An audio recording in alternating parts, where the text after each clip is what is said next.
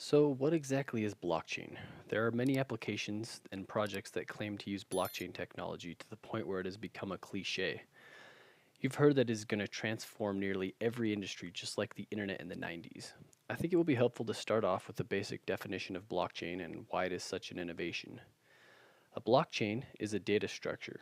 It is a chain of blocks of data that are linked together by referencing their previous block. As a data structure, it's very similar to a linked list or a binary or Merkle tree, and isn't really that interesting on its own.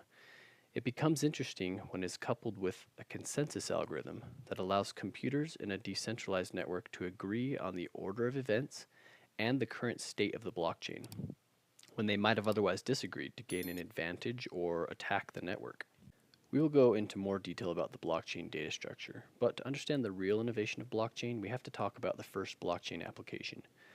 Bitcoin was first released in 2008 on a cryptography mailing list by a person or persons under the pseudonym Satoshi Nakamoto, whose real identity remains unknown. It is an open source project that has thousands of contributors worldwide. Bitcoin was designed as a decentralized global digital currency. There's no central bank that issues Bitcoin or handles transactions. There are three real challenges with designing a digital decentralized currency. First is how to issue new coins without a third party. Second is how to handle transactions without a third party. And finally, how to prevent double spends. In order to achieve these goals, we need distributed consensus, a way for all participants to agree on the minting and ownership of the currency.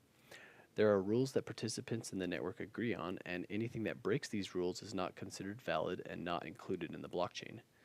Bitcoin is minted based on a fixed schedule and work by computers in a network in a process called mining. Users can exchange Bitcoin without the need for a central authority using cryptography and a new scripting language designed for Bitcoin.